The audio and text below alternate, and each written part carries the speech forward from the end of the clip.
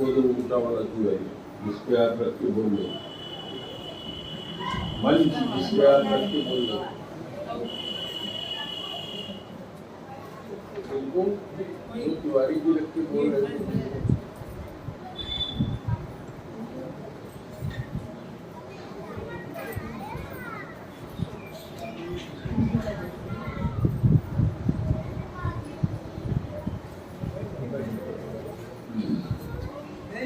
गुरु ब्रह्मा गुरुर्विष्णु गुरुर्देवो महेश्वर गुरु साक्षात् परब्रह्म तस्मै श्री गुरुवे नमः। प्रेम से बोलो गुरुदेव भगवान की जय।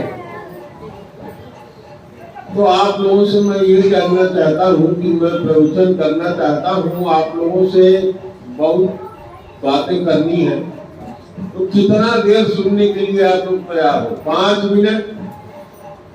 अगर जो लोग तैयार हो जहाँ बैठे हैं वहीं से बोल रहे हाँ। 10 मिनट, 15 मिनट, 15 मिनट सुनेंगे, जब तक कहेंगे तब तक सुनेंगे। चलिए, यही मैं चाह रहा था आप लोगों से। तो मैं तभी बोल पाऊंगा जब आप लोग भगदड़ नहीं मचाओगे। जब इसी में से एक आदमी उठता रहेगा, जाता जाएगा, एक आता जाएगा, तो ध्यान भंग होता है। तो कुछ चीजें जो हमारे ज्ञान में आई है वो मैं आप लोगों से चर्चा करूंगा। हमारे बहुत से शिष्य यहाँ मंत्र लेने आते हैं, और जब मैं उनसे पूछता हूँ क्यों मंत्र लेने आए हो, तो कहते हैं बिटियावा का ब्याह है, बेटुआ का ब्याह है। एक मनोज जरा इसको घुमा दो माइक को, दूसरी तरफ के कर रहा है। दूसरे तरह के लोग हमारे पास मंत्र लेने वो आते हैं जिसके यहाँ शादी तय कर लिया है, अपने समधी और समधिन को कहते हैं हम तो भैया गुरुमुख हैं, तो तू चलो अपने गुरु के यहाँ पहले मंत्र ले लो, तब तो यहाँ ब्याह करेंगे। दूसरे तरह के शिष्य हो गए, तो वो लोग आ गए, हमसे मंत्र ले गए समधी, और मंत्र लेने के बाद फिर कभी वो आए नहीं, क्योंकि दोनों तरह के शिष्य जो शादी करने के लिए मंत्र लेने आते हैं वो, और जो शादी करने के लिए कि हमारी शादी हो जाए, समधी बन जाते हैं, यहाँ आते हैं मंत्र लेने के लिए वो।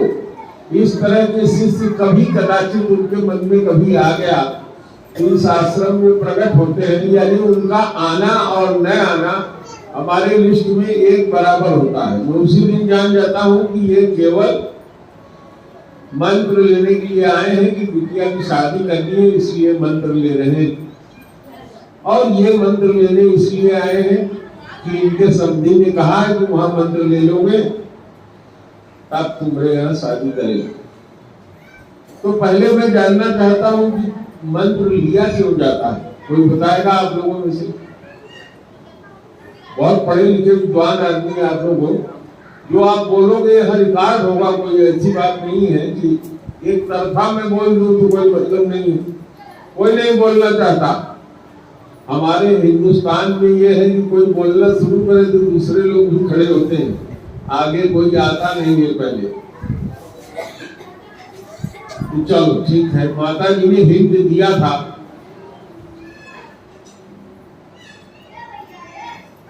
वो माने होता है अंधकार और रू माने होता है प्रकाश।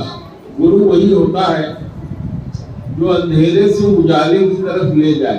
तो अंधेरा कहाँ है? हर आदमी को आंख भगवान ने दिया है। जब रात होती है तो अंधेरा सबके लिए होता है, और जब दिन होता है तो उजाला सबके लिए होता है। अगर हाँ है तो हाँ कहिए, आप बोलिए हाँ, बोलिए ना जोर से। तो फिर कौन सा उजाला गुरु दिखाता है, कौन सा अंधेरा दूर करता है? हाँ, तो अंदर का, एक माता जी बता रही कि अंदर का प्रकाश। तो अंदर का प्रकाश क्या होता है जिसको गुरु दूर बताता है, गुरु लाता है? बोलो, आप बोलो। देखो, ये जटिल और गूढ़ प्रश्न है। जो बच्चे यहाँ विद्यार्थी हैं वो भी इस पे नहीं बोल पाएंगे क्योंकि इसको कभी पढ़े नहीं है।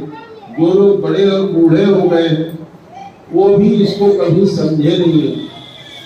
गुरु पूर्णिमा का मतलब हमारे जो आप सब लोग शिष्य बैठे हो, इसमें से कितने लोग हो जो गुरु पूर्णिमा के बाद भी हमारे पास आते हो? ईमानदारी से हाथ उठा दो, मैं मान लूंगा। एक बार भी अगर आए हो तो हाथ उठा दो। चलो ठीक, देखो आप लोग भी पीछे होंगे। देखो बहुत लोग ऐसे हैं जो केवल गुरु पूर्णिमा में ही आते हैं। चलो हाथ नीचे कर लो। वो माने जो अंधकार है, वो अंधकार इस बात का है कि आप कौन है? आप जीव हैं कि आप ये पत्थर हैं कि आप भूत हैं? कई लोग आते हैं कहते हैं कि हमको भूत पकड़ लिया है। कई लोग आते हैं कहते हैं हमको भरम पकड़ लिया है। कोई लोग आते हैं कहते हैं हमारे ऊपर देवी आती है। कोई आता है कहता है हमारे ऊपर देवता आते हैं। चलो बहुत अच्छी बात है, आप इस लायक हो कि आपके ऊपर देवी देवता आते हैं, लेकिन पहले क्या आपने अपने को जाना कि तुम हो कौन? हम कौन है भाई? हमारा परिचय क्या है? हमारा परिचय यह है कि मैं बनारस में पैदा हुआ। हमारे पिता का नाम स्वर्गीय पंडित रघुनाथ उपाध्याय, हमारी माता जी अभी जिंदा है, श्रीमती विद्या देवी, 96 साल की। 70 साल का मैं हो गया हूँ। तो सबसे पहले मेरा परिचय यही था। विद्यालय में खड़ा कराते थे मास्टर साहब, अपना परिचय दो, तो परिचय यही बताते थे। जब गुरु जी के पास यहाँ आए तो गुरु जी ने कहा अपना परिचय दो। तो हमने कहा महाराज मेरा नाम राजेंद्र प्रसाद उपाध्याय है। तो कहने लगे ये तेरा नाम तो तेरे शरीर का है, ये जो तेरे शरीर माँ बाप ने पैदा किया था इसका नाम रख दिया राजेंद्र, इसलिए कि तेरे कै भाई है? मैंने कहा 4। तो कहे एक का नाम राजेंद्र रखा, मैंने कहा जी। दूसरे का क्या नाम रखा? कहा मोहन रख दिया। कहा तीसरे का क्या नाम रखा? कहा महेंद्र रख दिया। चौथे का नाम क्या रखा? राघवेंद्र रख दिया। कहा बताओ ये तुम्हारे बाप ने 4 नाम क्यों रख दिया? पहलों का नाम अलग रखा। तो हमने गुरु जी हम नहीं जानते। आप लोगों में से कितने लोग इसका उत्तर जानते हैं? हाथ उठाओ। हम आप सबके एक या एक से ज्यादा बच्चे हैं। अगर एक से ज्यादा बच्चे नहीं है तो देवर है, देवरान है, उनके बच्चे हैं। अगर हमारे एक ही बच्चा है तो घर में और लोगों को मिला के बच्चे हैं। नाम आप खाली इसलिए रखते हैं कि अगर राजेंद्र को बुलाया जाएगा तो कौन आएंगे? राजेंद्र आएंगे। सब न खड़े हो जाए। अगर सबका नाम राजेंद्र ही होता तो राजेंद्र हमारे पिताजी बुलाते, सारे बच्चे, 3 बहनें हमारी और हमारे सही 3 भाई और 4 लोग खड़े हो जाते। 4 3 7। तो नाम क्यों रखा? नाम इसलिए रखा कि जिसको बुलावे वही आवे। इसका उद्देश्य केवल यह था। शरीर पैदा हुए तभी बता दिया गया कि ये लड़की है, ये लड़का है, न ये लड़की है न लड़का है, बीच का 3 चीज आपने जान लिया। लेकिन ये जो शरीर हमको मिला है तो क्या खाली इसीलिए मिला है कि हम पैदा हुए, हमने MSc किया, PhD किया, नौकरी किया, रिटायर हुए, शादी किया, 4 बच्चे पैदा किया, भाई घर परिवार सबका ढोते रहे बैल की तरह से, और उसके बाद बूढ़े हो गए, नाना प्रकार की समस्या शरीर में आ गई, दवाई के लिए कोई पूछने वाला नहीं है, और अगर कोई पूछने वाला है भी तो दवा हो रही है तो हम ठीक नहीं हो रहे। दवा होने के बाद भी हमारे शरीर पे कोई असर नहीं हो रहा। तो हम सब लोग इसी के लिए पैदा हुए। उठाओ हाथ भाई शर्मा जी, यही तो हम लोग कर रहे हैं। अगर कोई नहीं कर रहा हो तो न उठाए, यही तो कर रहे हो आप लोग। अगर कर रहे हो तो सही बात है, ऊपर तक हाथ उठाओ। तो क्या यही करने के लिए हम आप पैदा हुए कि शादी कर लो, चाहे पुरुष हो चाहे स्त्री हो, दोनों की शादी होती है, बच्चे दोनों के होते हैं। तो खाली इतने बड़े हम लोग पैदा हुए कि कमाएं चलाएं, देवी देवता पूजे तो हिंदू कहलाएं, अल्लाह हो अकबर करें तो मुसलमान कहलाएं, ओ गॉड कहें तो क्रिश्चियन कहलाएं। इस तरह से बहुत से धर्म है, सबका अलग अलग है। तो क्या इसी के लिए पैदा हुए? नहीं हुए हम। तो कोई अंधेरा तुम्हारे अंदर है जिसको प्राप्त करने के लिए आप गुरु के पास आते हो। माता जी आप बैठ जाओ वहां, तुम्हें भी मौका मिली तो यहाँ तक नहीं हो, सब मिली तो अज्ञान वो क्या है? इस श्लोक में कहते हैं अज्ञान तिमिरांधस्य, अज्ञान रूपी तिमर। अज्ञान क्या है? अगर हम ये सब कर ही रहे तब तो हम ज्ञानी हो गए। तो अज्ञान किस चीज का है? अज्ञान इस बात का नहीं है लड़का बच्चा पैदा करना हम जानते ही है, कमाना कम ज्यादा हम जानते ही हैं, बड़े से जवान हुए जानते ही हैं, जवान से बूढ़े हो गए हम जानते ही हैं, मर जाएंगे ये भी हम जानते ही हैं। या इसमें कोई ऐसा भी है जो नहीं जानता कि वो नहीं मरेगा? जो कहे कि हम नहीं मरेंगे वो हाथ उठाए कि हम नहीं मरेंगे। ये देखिए बच्चा है, खड़े हो जाओ भाई, देखो ये कहता है कि हम नहीं मरेंगे, खड़े हो जाओ, खड़े हो जाओ। ठीक, बहुत अच्छी बात है, खराब बात नहीं है, बैठ जाओ। ठीक, हम नहीं मरेंगे, ये बिल्कुल सत्य है। कैसे नहीं मरेंगे?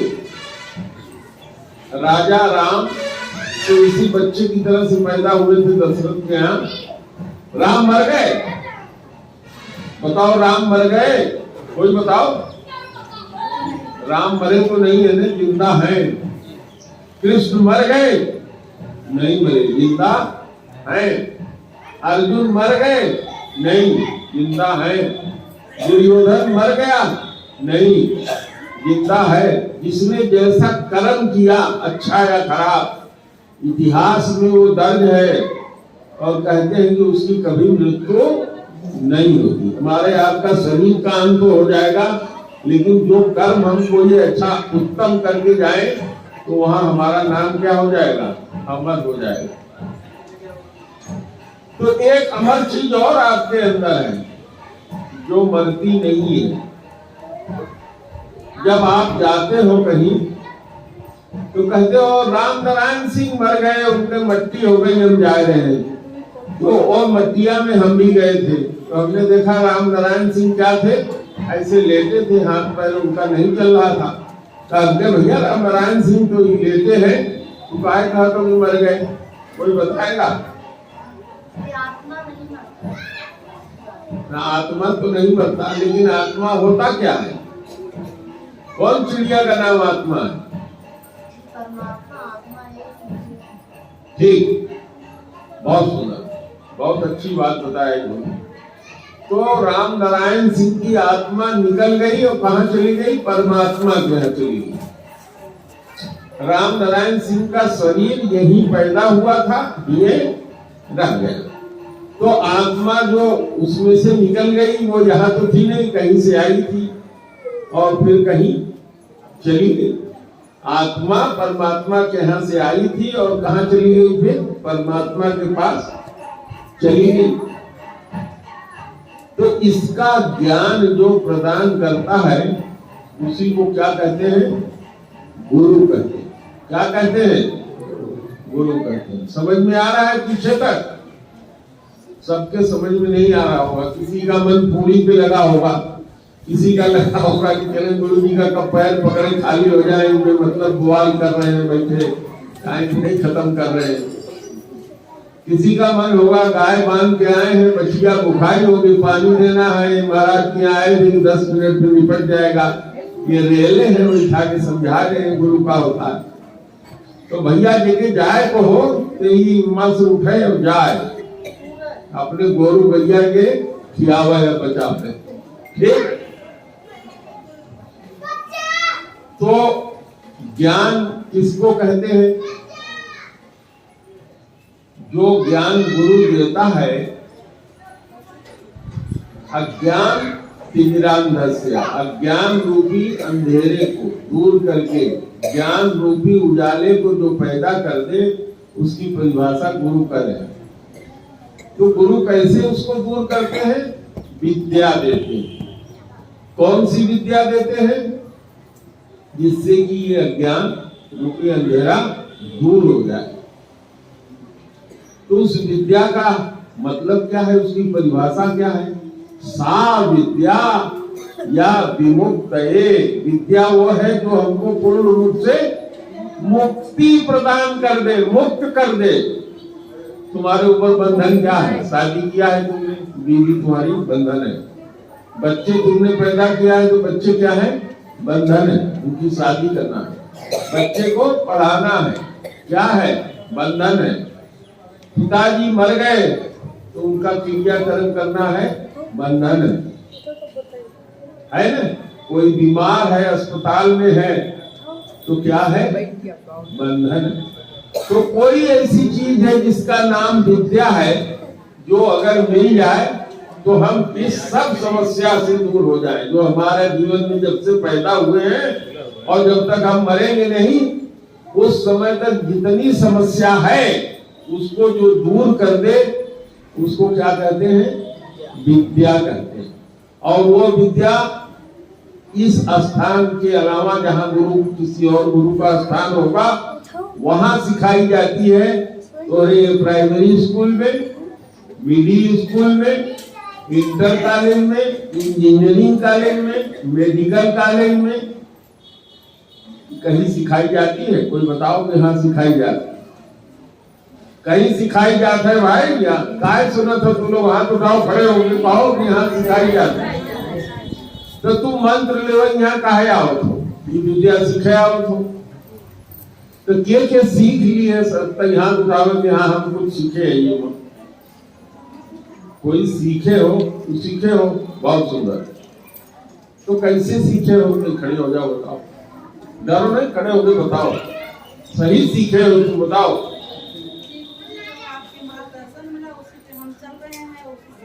क्या मार्गदर्शन दिया हमने?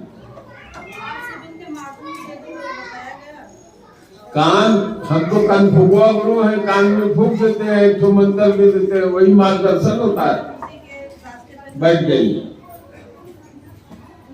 आजकल तो आप टीवी में जाइए, यूट्यूब पे सुनिए, लोग यही कहते हैं कि कान फूकने वालों का क्या है?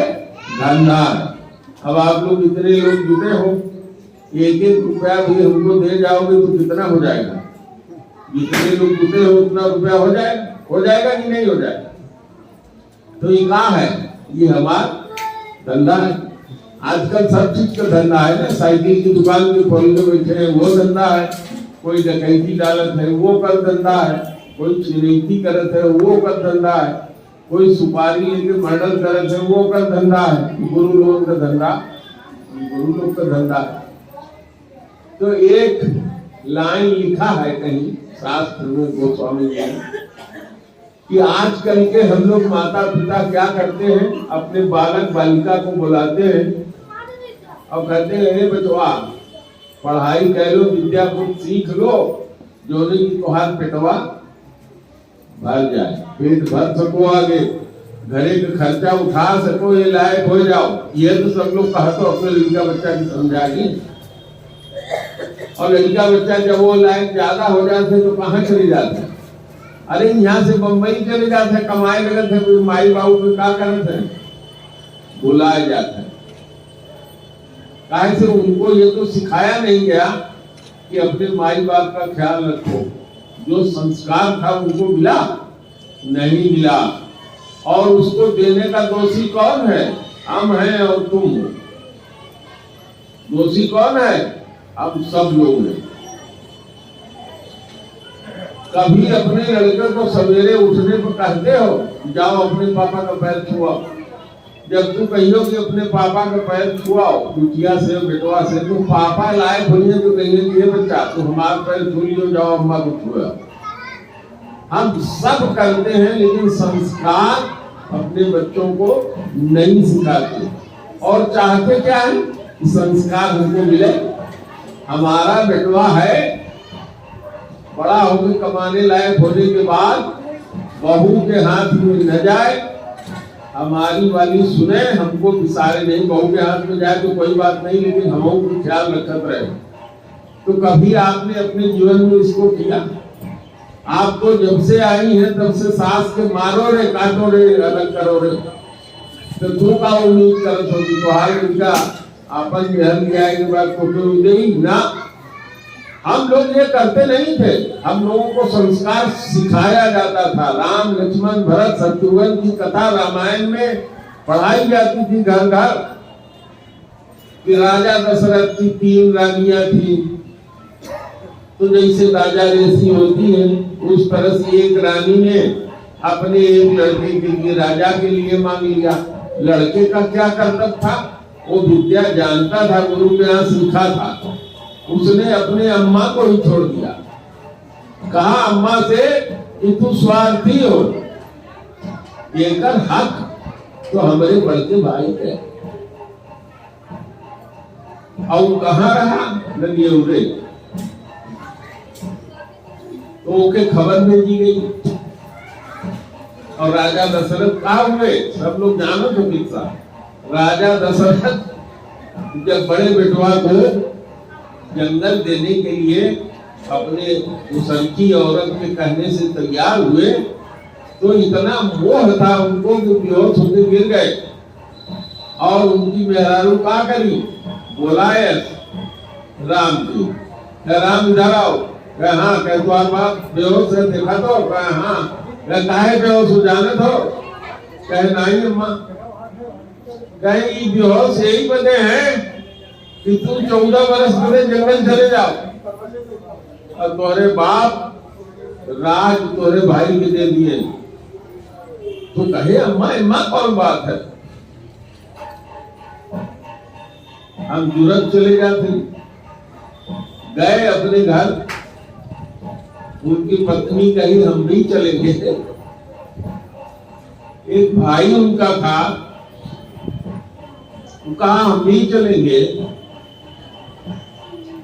तीनों लोग पहुंच गए। कहा? अपने बाप के यहाँ, जहाँ बाप बेहोश गिरे रहे। जौन महतारी बल दिए रही, वो देखे श्री राम आया है, राजसी कपड़ा पहने है। आई सीता आई है, बढ़िया साड़ी, बढ़िया गहना, सब सजी आई है। ये लक्ष्मण आए हैं, राजशाही सब कपड़ा पहने हैं। तो वो हटक के जोर से डांट के कही, इधर आओ। पहले सीता के भीतर ले ली, उनका सब कपड़ा उतार के बनवासी वाला जो कपड़ा रखे नहीं, देखो इनका कहे थे भीतर न आवे दे, बाहर चलो बाहर चलो।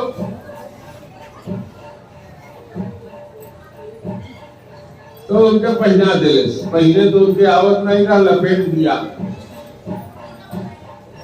इतना मार्मिक अंग रहा स्त्री का, उसको ढक दिया कपड़े से, बाहर एक ऊंची छोड़ दिए। राम के बुलाए तो लोगों के भगवा पहना के नंगे पैर कर दिए। लक्ष्मण के बुलाए, तू बहुत सौखी आए हो, तो जंगल नहीं देने जाए चाहते तू अच्छे हो जाओ। लोगों के निकाल दिए। तो तीनों जने चले गए। अब किसके लिए राज मिला था? और जब मतारी के पास पहुंचा तो मतारी आरती सजाई। आरती तू बिटवा ले लिया। कहा मतारी बताओ बाप कहाँ है? तो कहे बच्चा सब काम तो हम बढ़िया करेंगे, लेकिन तुम्हारे बाप मर गए। अरे तो कहे मर गए बाप तो आगे पीछे दो भाई जो यहाँ रहे वो तो हुए चाहिए। तो वो कहे दोनों जंगल चले गए। तो अपने मतारी से कहे कि तुम ऊपर पड़ो, आज के बाद देखो ये खुशी चली आ रही है। जाओ बाहर, जाओ जाओ बाहर। बाहर जाओ। ये लोग करत कहाँ है? खड़े करत कहाँ है? ये पहले भी पागल है, ऐसे काम करती है पागलों वाला। थोड़ा सा नियम पे फॉलो करो, देख के खड़ा करो। तो भारत कहे कि आज तुहार मुंह तो हम देख लिए, अब तुहार मुंह नहीं देखेंगे। और जंगल में जाके भाई के यहाँ फाट पड़े, सारी संपत्ति लात से मार दिए। इतनी संपत्ति उनकी थी कि इंद्र देवता, जो देवता के राजा हैं, वो सिहाते थे। और जब राजा दशरथ जाते थे तो खड़ा होकर उनके अपने सिंहासन पर बैठाते थे। ऐसी संपत्ति मार दिए। तो काहे मार दिए? संस्कार पाए थे बचपन से। हम तो अपने लड़का के संस्कार देते नहीं तो क्या हो? वो कहे कि 3 भाई हमारे और हैं, पप्पा ने 100 बीघा जमीन है, 75 तो हर चल जाएगी, 25 है उनके बची। ये सारन के न पढ़े लिखे थे न दे बड़ा रहा। अगर हमारे जैसे बड़ा हुआ तो कहा कि 3 भाई जो छोटे हैं पढ़े लिखे न पावे, तब खेती करिए सब। बहनी के कहिए कि सब पढ़े लिखे न पावे, कोई हर जोता की अब ब्याह कह देंगे, पैसा कम लगेगा। और जब देखे कि वो में से कोनो भाई ऐसा निकलन चाहत है जो विरोध करी तो ओके धीरे से जहाज दे रही है, चाहे कुल्हाड़ी लेके काट दी है। माई बाई विरोध करिए तो राती को उन्हीं के मार देते हैं। कि तू लोग अखबार में पढ़ा तो ये लोग तो ओकर जिम्मेदार क्या है? ओकर जिम्मेदार हम और तू है। अपने लड़के को कभी राम की कथा सुनाती हो? कौन कौन सुनाता है? उठाओ हाथ। कौन कौन सुनाता है? हाथ उठाओ। कोई लोग एक लोग उठाओ।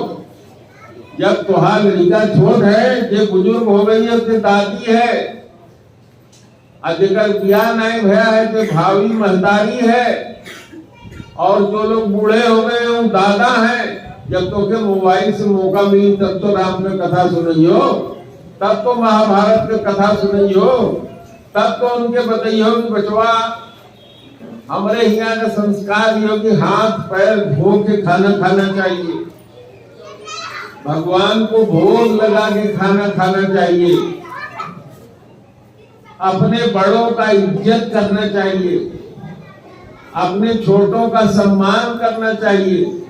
हमारे जो विरोधी हो उनकी उपेक्षा करना चाहिए। उपेक्षा का मतलब, अगर हमारे सामने आ गए हैं और हमको कड़वी बात कह रहे हैं तो हमको उनकी कड़वी बात का जवाब नहीं देना है। और अब तो मतारी बात का कहे तो मुंह नहीं तोड़ दी हो, कैसे की सुन लियो, तो तू का उम्मीद करत हो?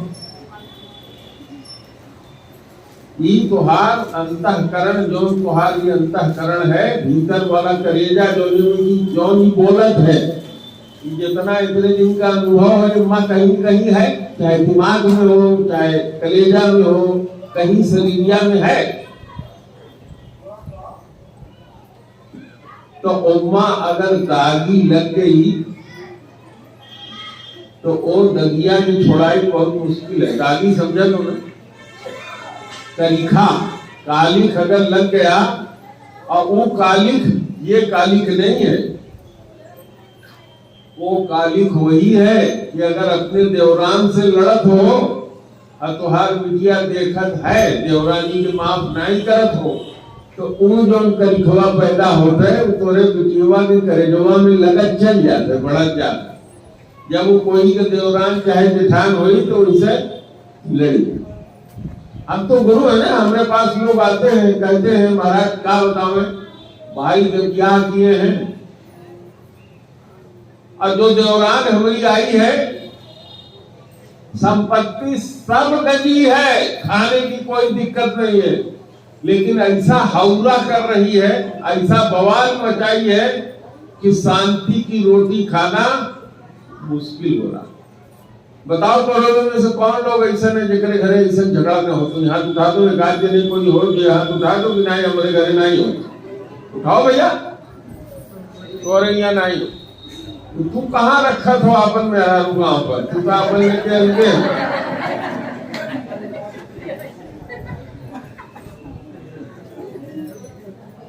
अपने भाई के पत्नी से पूछो उनका लोग का क्या हाल। तो जब तक हम संस्कार नहीं देंगे, बाप हम हैं, हमारे अगर 2 बेटे हैं, दोनों को अगर संस्कार नहीं देंगे, अब बिटिया का क्या हाल है? बिटिया बड़ी हो रही है, पढ़ने जा रही है, सरकार का नियम बनाई है हिंदू भी साथ आएंगे, मुसलमान भी साथ आएंगे। मुसलमान की लड़कियां समझाती हैं तो अरे भगवान में कोनो पावर नहीं है, हनुमान जी में। तू अगर अपन माथा ढक के आइयो जैसा हमारे धर्म में है तो तू नीचे से रहियो, हमारे अल्लाह में बड़ा पावर है। पढ़े हुए तू लोग स्कूल में, जितनी क्रिश्चियन स्कूल है उसके ड्राइवरों को ट्रेनिंग दिया गया है। हमारे यहाँ तो छोटे बच्चे जाते हैं, गाड़ी वो बंद कर देंगे और बच्चों से कहेंगे हनुमान जी का नारा लगाओ, तो बच्चे कहते हैं हनुमान जी की जय हो, तो कहते हैं गिर स्टार्ट नहीं हुआ। फिर कहते हैं राम जी का लगाओ, गिर स्टार्ट नहीं हुआ। ऐसे सब देवतन का नाम लगाने के बाद कहते हैं अब हम एक चीज बताते हैं, बोलो अल्लाह अकबर। तो जैसे वो बोले उन्होंने अल्लाह अकबर लगा दिए, चाबी स्टार्ट हो गई। देखे कितना पावर है अल्लाह अकबर। तो लड़कियां, लड़कवा, पोतवा हमारे ये सब सोचिए कि अल्लाह अकबर कौन है। वो नहीं कि हम जपी, काहे बदे हम राम के जपी, काहे कृष्ण के जपी। दूसरी बात, हमारी आपकी बेटियां स्कूल जाती हैं, ख्याल आप नहीं करते हो। विजाति धर्म के लड़के आपने संस्कार नहीं दिया है, इसलिए वो पैसा खर्च करते हैं। अगर बिटिया को मोबाइल आपके नहीं है, स्वाभाविक हम नहीं दे पाएंगे तो खरीद के थोड़ी सी दे देते हैं। उसका जितना और खर्चा है उसको दे के उसको बिगाड़ते हैं। क्यों?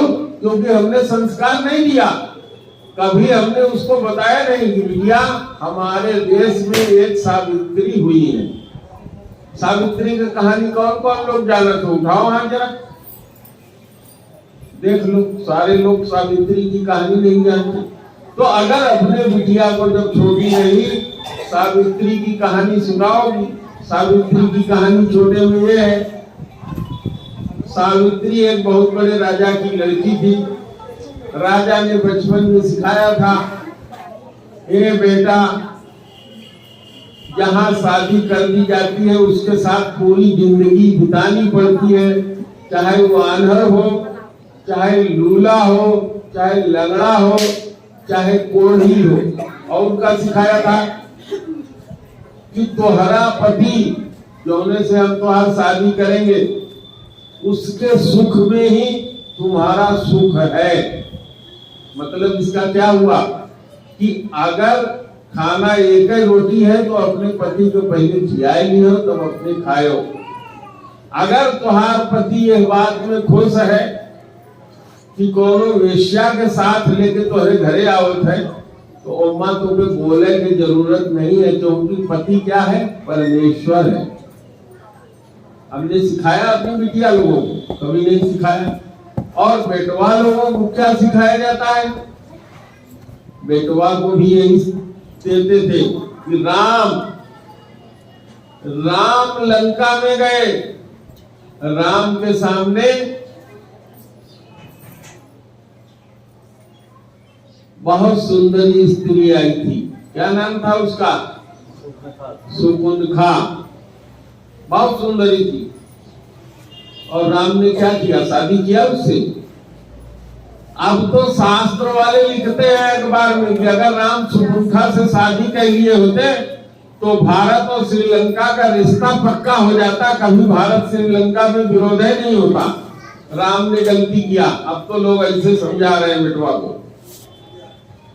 राम ने कहा कि हमारे बाप 3 ब्याह किए थे, हम एक ही पत्नी का व्रत रखते हैं। तो राम की कहानी सीता की अगर सुनाए हो तो लड़की आपकी कभी जो है, लड़का आपका कभी बिगड़ेगा नहीं।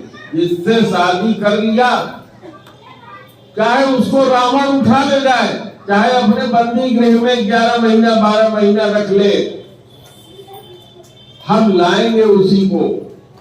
हमारी शादी जिससे हो गई निभाएंगे उसी को, आधी रोटी खाएंगे लेकिन रहेंगे उसी के साथ। रहना बच्चा अपने बेटवा के अगर सिखाइयो, राम लक्ष्मण की कहानी पढ़ाइयो तो उस सीधे जो मोबाइल आप लोग दे दे तो वो मोबाइल में वो खोज लेगा कि राम सीता की कहानी कहाँ है, पढ़ के वो जान जाएगा। लेकिन जब तुम खुद है कहियो कि राम सीता पढ़ी तो बेकार हो जाएगी, इंजीनियर कैसे बनी, डॉक्टर कैसे बनी, अंग्रेजी स्कूल में जाता है, हमारे पतो लड़का से कहती है what is your good name, और अगर लड़का हिंदी में बोल दिया तो उसको मार दिया झापड़। अंग्रेजी बोलो, स्कूल में अंग्रेजी में बोलना सिखाया जाता है तो ओकरे अंदर संस्कार आ जाएगा नहीं आएगा। लेकिन हमारे पतो और हमारे बेटे सवेरे जब बच्चे स्कूल जाते हैं, जब हम रहते हैं तब हम नहीं, ये रहती है तो इनके कहते हैं दादी का पैर छुओ, गुरु जी की फोटो लगी है, गुरु जी को प्रणाम करो, तब स्कूल जाओ, स्कूल से आओ जूता बाहर निकालो, पैर धुलो, गुरु जी को प्रणाम करो, दादी को प्रणाम करो, तब भोजन करो, हाथ धुलो। डॉक्टर है दोनों लोग, लेकिन ऐसा मौका छूटते नहीं। और आपके बगल में जो माता जी बैठी है ये कहानियां सुनाती है। आजकल तो कार्टून है, आप बता देंगे ये कार्टून देखो, बच्चे को तो कार्टून चाहिए, राम सीता कार्टून निकाल लेंगे, कृष्ण से बढ़िया कार्टून कौन है बता देंगे, वो निकाल लेंगे, राधा कृष्ण का कार्टून निकाल लेंगे। लेकिन इसके लिए जिम्मेदार कौन है? हम लोग हैं। और जो आदमी इसी बात को समझा दे कि हमारा अंदर का कलेजा साफ रहे, हम अपने अंदर कोई चीज रोकने न पावे, जैसे बचपन में साफ था। बचपन में हम लोग कभी किसी से दुश्मनी करते थे? आई देखो दादा का पोता है, इधर उधर कहीं होगा, जो मांगो तो दे दे। लेकिन अब बड़ा हो रहा है, धीरे धीरे सीख रहा है कि हमने काम का होता है अंदर से। अब माई बाप उनके दादी आती है तो कहती है नहीं बच्चा, खाली अपना नहीं देखा जाता है, गुरु जी का पैर छुओ, आई रुपया जो लिए हो गुरु जी को दो। तो जब आप संस्कार डालोगे तो संस्कार रहेगा रहेगा और रहेगा, और अगर नहीं डालोगे तो भोगोगे। हमसे मंत्र लेने कोई मत आओ, कह देना सब जगह हम कान फूकवा गुरु जरूर है, लेकिन कान फूकने का मतलब हमारे लिए नहीं होता। हम जो तुम लोगों को मंत्र देते हैं उसका मतलब ये होता है, मंत्र का मतलब होता है कि जो कोई दूसरा न सुने। अगर मंत्र देते हैं राम रामाय नमः तो इसका मतलब है राम से बड़ा कोई नहीं है, उस राम को हम क्या करते हैं? प्रणाम करते हैं। और हम क्या बताते हैं कि दिन रात इसको जपो, लैट्रिन में रहो तो जपो, बाहर हो तो जपो, हर समय ध्यान करो। सो हम मंत्र दे दिया, इसका मतलब क्या है? जो भगवान है वही तुम हो। भगवान क्या है? परमात्मा, और उनका अंश क्या है? तुम्हारे अंदर है। सो माने परमात्मा, हम माने मैं, परमात्मा का अंश हमारे अंदर है। जपो जिससे तुमको ख्याल हो कि हम परमात्मा का हिस्सा है। और हम कर्तव्य कौन सा कर रहे हैं? कर्तव्य बायस भेष मराला। कर्तव्य तो कौए का करे, गुह खाए, और कपड़ा हमरे जैसे सुंदर पहन ले। भेष मराल, मराल कहते हैं हंस को, कपड़ा तो हंस की तरह पहने, और खाए क्या? गुह खाए, जैसे उसकी आदत होती है, गंदगी खाता है। तो कर्तव्य वायस भेष मराला, अगर कोई इस तरह से व्यवहार घर में तुम करोगे तो तुम्हारे लड़के, बहू, परिवार, तुम्हारा स्टाफ सब तुमको यही जानेंगे कि आदमी छद्मवासी है, गलत काम करता है, गलत बोलता है। इसकी चिंता मत करो कि अगर हम सही चलेंगे तो हमारा क्या नुकसान हो जाएगा। हो जाने दो, अगर कुछ नुकसान होता है तो चिंता न करो, हो जाने दो। जो मंत्र दिया गया है उसको इसीलिए कहा गया है कि बार बार दोहराओ। गुरु का मंत्र इसीलिए दिया जाता है कि कम से कम तुम्हारे जीवन में संस्कार आए कि नहाओगे, कम से कम नहाओगे तो गुरु को कौन फायदा है? अरे शरीर तो हाथ धोएगी। कहा कहते हैं धुला कपड़ा पहनो, तो साबुन नहीं है तो पानी से धो के सुखा लो। कहते हैं कहाँ धूप में, तो धूप का सुखाया कपड़ा पहनोगे तो गिलौरिया नहीं होगी। आजकल देखो बहुत से लोगों का, मतारियों का और बच्चे भी हैं, गीला पहन लेते हैं और गिलौरिया, जहाँ हमारी जान जो ढकी रहती है वहां पे दाने पड़ जाते हैं, खुजली होती है। तो अगर सूखा कपड़ा पहनोगे तो ऐसा होगा? नहीं होगा। और अगर कपड़ा टाइट पहनने से तुमको हो रहा है तो जान लो उस कपड़े से एलर्जी है। तो यही चीज सिखाई जाती है, यही है ज्ञान जो जीवन जीने की कला सिखा दे।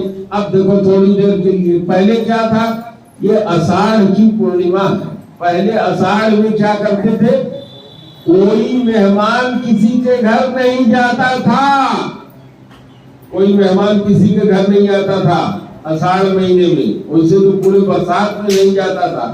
आषाढ़ महीना में कोई पूजा नहीं होती किसी देवता की। सत्यनारायण की कथा भी वर्जित है। कारण उसका यह है कि अगर पुराने समय में चले जाओ तो लोगों के पास है, बाहर बैठो, निकलो निकलो बाहर, एक तो देर से ही और दूसरे शरीर का फायदा उठा के वहां घुसा था, निकलो निकलो बाहर, नालायक। तो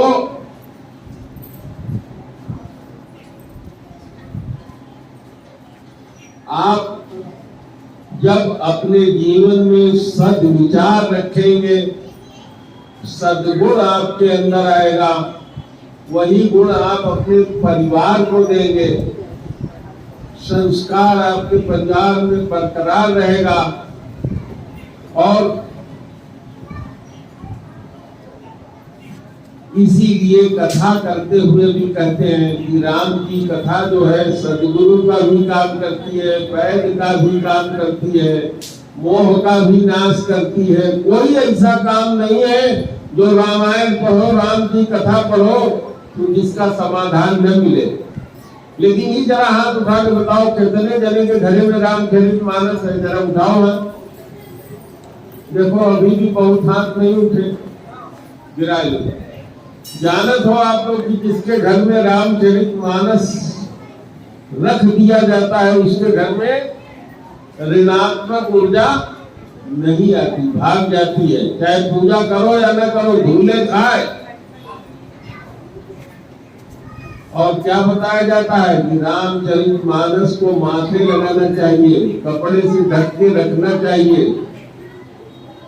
आज एक हमारे शिष्य आए हैं, वहां बैठे थे तो कहे राम राम राम, समझे राम के पास जाओ, हमारे पास आया है। एक लड़की अभी आई, कहीं राधा, राधे राधे गुरु जी, उनके राधे के पास जाओ। एक माता जी सवेरे आई, हमने कहा मंत्र दे दो, मंत्र दे दिया। कहने लगी महाराज हमके आशीर्वाद दो। हमके कैसे नहीं हो आशीर्वाद? यहाँ बैठी है, खड़ी हो जाए जरा। माता जी जो सवेरे आशीर्वाद पाएंगे, खड़े हो जाओ। है कि गई? जो माता जी सवेरे मंत्र लिए, इधर आगे आ जाओ, यहाँ आओ मेरे पास। देखो इसका फायदा भी है कि कितना पीछे से आगे आ जात हो। आओ आगे, इधर आओ, उनको रास्ता दो भाई, सब लोग दो, आने का रास्ता दो। आ जाओ। देखो यही अम्मा आई थी हमारे पास। आ जाओ इधर, इधर को मुंह करके खड़ा हो जाओ। बाहर कोनो बुराई नहीं है। अम्मा से कितने लोग चाहते हैं कि गुरु जी हमके एक झापड़ मार दे, एक मुक्का मार दे और हमारे सब विपद का हो जाए। इधर मुंह करके खड़े हो, इधर इधर इधर मुंह करके खड़े हो। अब बताओ क्या हुआ, हम तुम्हारे साथ क्या किया है? कै मुक्का मारे तो के बोलो लोग माइक बताओ कै मुक्का कै मुक्का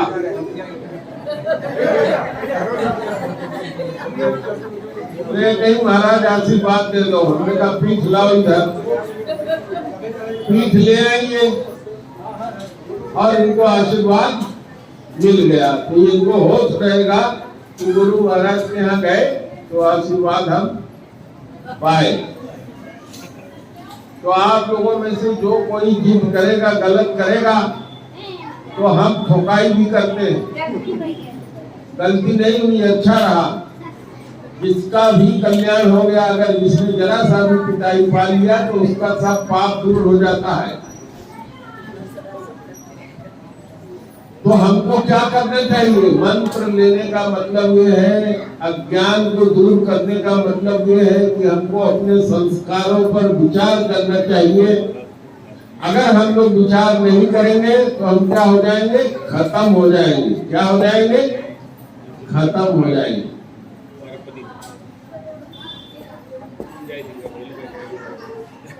और यही एक ऐसा स्थान है जहां आज आप लोग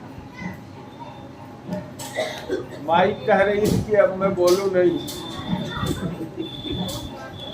जरा इसको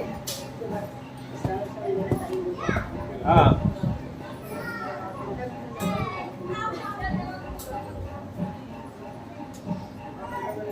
चार्जिंग में लगा दो। तो चलिए, माइक भी कह रही है कि मैं चुप हो जाऊं, इसलिए कि आप लोगों को भूख लग गई है।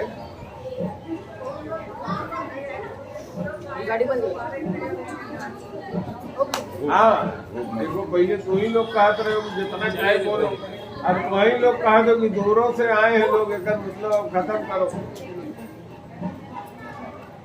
हेलो हेलो,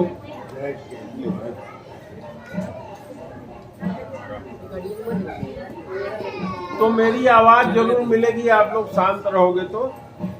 गुरु मंत्र लेने का मतलब यही है कि उसका अमल करो। अमल का मतलब क्या होता है? उसका पालन करो, उस पे चलो, उसको अपने जीवन में उतारो, तब तो मंत्र लेना सफल है। अन्यथा जाका गुरु भी अंधला, चेला खड़ा निरंग। गुरु अंधा, चेला भी अंधा। गुरु से कहे गुरु जी हमारा हाथ पकड़ो, पार करा दो, गुरु चेला दोनों चले आगे, गढ़ा था उमा गिर गए।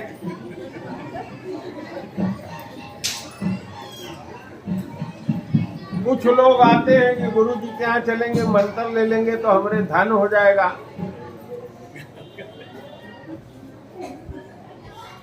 हो जाएगा, इसमें दो राय नहीं है, बिल्कुल होगा। अगर उस तरीके से रहोगे तो क्या नहीं हुआ। इसमें सैकड़ों लोग हैं जिनको खड़ा मैं करा दूं और खड़ा होकर बताएंगे कि हाँ महाराज जी के पास हम आए तो हमारी सुधार हो गया। लेकिन उस तरह से उन्होंने संस्कार किया तब। तो आप लोग 3 बार हमसे वचन दीजिए कि आज जो समझाया गया है इसका हम पालन करेंगे। बोलिए हाँ करेंगे। आज जो बताया गया है इसका हम पालन करेंगे। आज जो बताया गया है इसका पालन करेंगे। और इसके आगे कह दीजिए कि फिर अगले गुरु पूर्णिमा को ही आएंगे। सियावर रामचंद्र की जय।